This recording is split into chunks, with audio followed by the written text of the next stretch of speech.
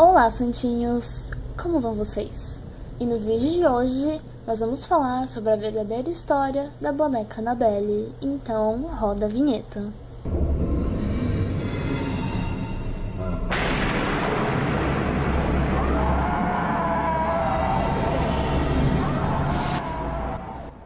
O caso Annabelle aconteceu na década de 70. Nessa época, Donna era uma estudante universitária que cursava a faculdade de enfermagem.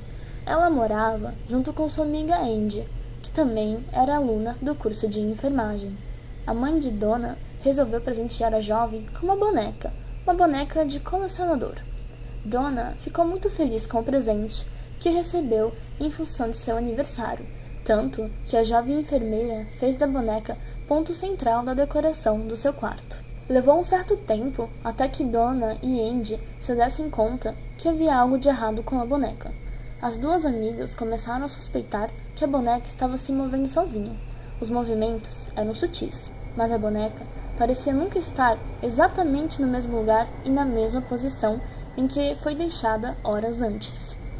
Para o desespero da dupla de amigas, com o passar do tempo, a boneca começou a mudar de posição e até de cômodo. Certa vez, ao chegar em casa, elas encontraram a boneca, que havia sido deixada no quarto, sentada no sofá. Houve vezes em que as amigas deixaram a boneca na sala e, quando retornaram, encontraram a mesma no quarto, sobre a cama e com a porta do cômodo fechada. Inicialmente, a dupla de amigas chegou a pensar que alguém estava entrando no apartamento e pregando peças nelas, fazendo uso da boneca. Perto de completar um mês que Donna havia ganhado a maldita boneca, Annabelle passou a escrever mensagens, o que deixou a dupla de estudantes ainda mais intrigadas e assustadas.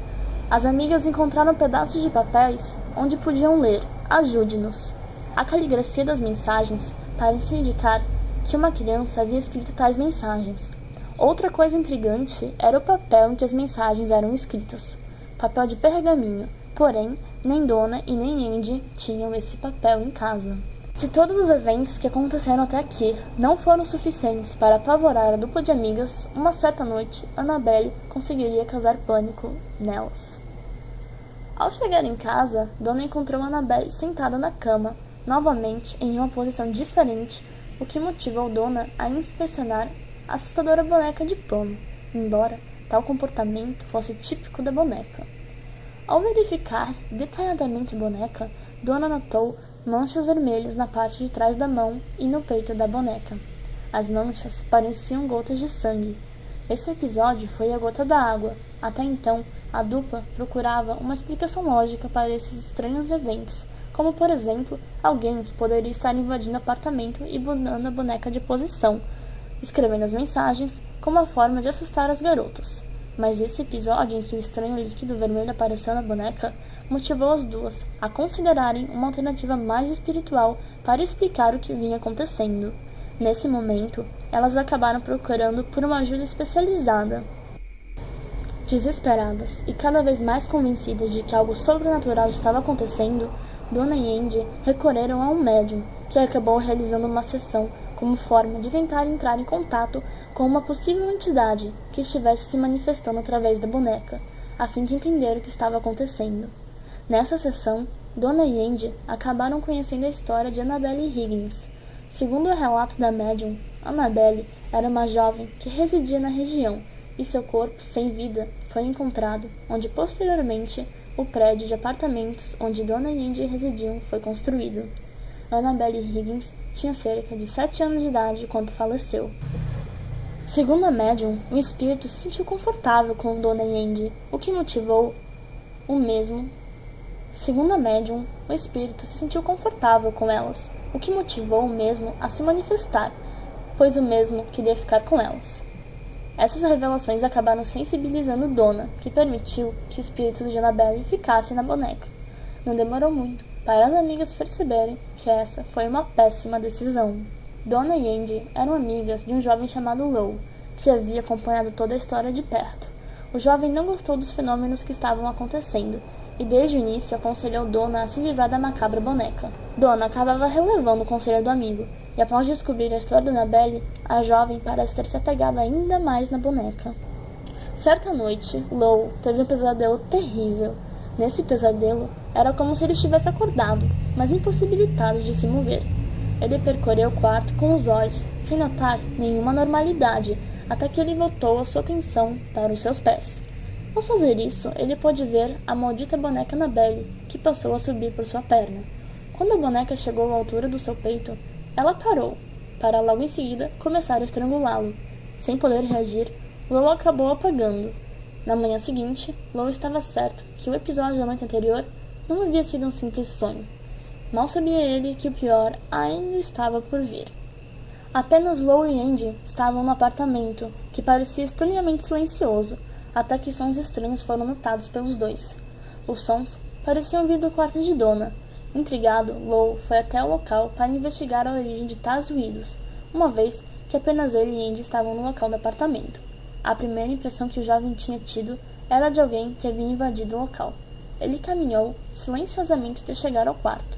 Esperou os ruídos cessarem para então adentrar o recinto. O cômodo estava vazio, exceto pela presença da boneca, atirada no chão no canto do quarto. Intrigado, Lou vasculhou o quarto, procurando por indícios de arrombamento, mas aparentemente nada estava fora do lugar, e nenhum indício de arrombamento foi encontrado. Ao se aproximar da boneca, ele teve a nítida impressão de que alguém estava atrás dele. Lou se virou rapidamente, mas não pôde ver ninguém. Nesse momento, ele acabou tendo uma visão rápida, na qual ele agarrava o próprio peito. Ele estava curvado de dor, com inúmeros cortes e sangrando muito. Passada a visão, ele removeu a camiseta e pôde distinguir 7 marcas de garras, sendo 3 na vertical e as demais na horizontal. Todas pareciam quentes, como resultado de uma queimadura. Essas marcas levaram 2 dias para sumirem completamente do corpo do jovem. Estes eventos levaram Donna a acreditar que o espírito que residia na boneca não tinha nada a ver com uma menininha inofensiva. A história do fantasma da menina que havia morrido tragicamente e que havia pedido às 2 amigas para ficar morando com elas até comoveu a dupla de estudantes de enfermagem, mas nesse momento Donna se arrependera amargamente de ter dado tal permissão. Era a hora de procurar ajuda. Donna acabou entrando em contato com o padre Regan. Ao avaliar o caso, ele julgou que seria preciso procurar orientação de alguém com maiores conhecimentos na área, e assim ela entrou em contato com o padre Cook. Ao tomar conhecimento dos acontecimentos que assombravam Donna e Andy, o padre Cook imediatamente chamou Lorraine e Ed Warren. A dupla de investigadores do sobrenatural manifestou interesse imediato nesse caso e entraram em contato com elas a fim de obter mais detalhes a respeito da maldita boneca. Depois de conversar com Donna, Andy e Lou, Ed e Lorraine chegaram a uma conclusão de que a boneca não estava possuída, mas era manipulada por uma entidade não humana. Segundo a dupla de investigadores, eles explicaram ao trio de amigos que espíritos não possuem objetos como casas ou bonecos, eles possuem pessoas. Já uma entidade demoníaca pode se ligar a um lugar ou um objeto com o objetivo de assombrar e debilitar psicologicamente alguma pessoa. Este tipo de entidade não tem intenção de possuir objeto, mas sim usar esse objeto como forma de enfraquecer um possível hospedeiro humano. Todas as ações dessa entidade que manipulava a boneca Annabelle visavam a possessão de Donna ou de Andy. O caso estava na fase de infestação. A entidade demoníaca começou a mover a boneca pelo apartamento e a desenhar, como forma de atrair a atenção da dupla de amigas. A partir desse momento, a entidade passou a despertar o medo em Donna, Andy e Lou, seja através das suas mensagens, do sangue que costumava aparecer na boneca, movimentação suspeita, ou no caso do ataque contra Lou, deixando nele uma marca. Os Warrens acreditavam que se esses eventos durassem mais de alguma semana, eles poderiam resultar na morte de um dos amigos e na possível possessão de um deles, sendo que Donna e Andy eram as vítimas mais óbvias, pois Lou era visto mais como uma ameaça pela entidade, tanto que eles sofreram o ataque mais feroz. Ed e Lorraine consideraram que fosse necessário recitar uma bênção de exorcismo como forma de limpar o apartamento. Padre Cook foi incumbido de tal tarefa. A bênção episcopal da casa é demorada, um documento de 7 páginas que é claramente da natureza positiva. Ao invés de expulsar especificamente entidades malignas da habitação, a ênfase é voltada para encher a casa com poderes positivos e de Deus. Ed Warren. Quando um espírito demoníaco assoma um determinado local, ele acaba impregnando esse local como uma grande carga de negatividade. Essa bênção que o padre Cook foi incumbido de recitar tinha por função limpar essa energia negativa que impregnava o apartamento das amigas. O padre não se sentiu muito à vontade desempenhando o papel de exorcista.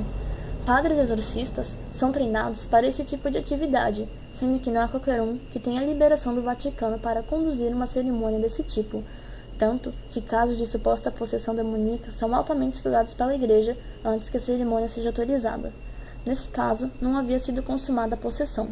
Padre Cook acabou realizando o ritual de 7 páginas, recitando a bênção por diferentes partes do apartamento, até que os Warrens se sentiram confiantes de que a entidade havia usado a boneca para assombrar o local, já não estivesse mais no local, e que a energia negativa que antes impregnava o local havia se dissipado. Como forma de precaução, Ed e Lorraine levaram consigo a boneca Annabelle, isso com o consentimento de Donna. A boneca serviu como um canal usado pelo demônio como forma de assombrar o apartamento das amigas. Por isso, os Warren levaram o objeto com eles, para manter a boneca sob controle.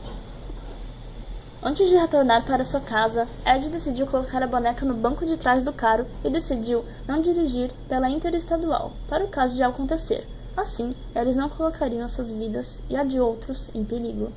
A decisão se mostrou acertada, pois, segundo os investigadores relataram no seu livro O Demonologista, eles sentiram-se alvo de um ódio terrível e vicioso. Em cada curva, o veículo derrapava. Falhas mecânicas faziam o motor morrer em muitas ocasiões.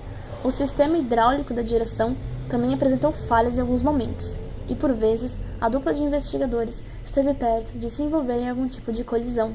Por causa de tais acontecimentos, Ed acabou parando o veículo, se dirigiu até o banco de trás, onde a boneca repousava, encharcou a boneca de água benta, fazendo sinal da cruz sobre ela. Os distúrbios pararam, permitindo que Ed e Lorraine chegassem em casa em segurança. Ao chegarem em casa, a boneca foi colocada em uma cadeira, até que Ed e Lorraine preparassem um local adequado para ela. A boneca teria levitado por alguns segundos em várias ocasiões diferentes, para logo em seguida cair duramente sobre a cadeira. Nas semanas seguintes, a boneca começou a fazer na casa dos Warren o que ela fazia no apartamento de Donna e Andy, se movia de um cômodo para o outro. Muitas vezes a boneca era encontrada sentada na cadeira de Ed, mesmo tendo sido deixada em uma outra parte da casa.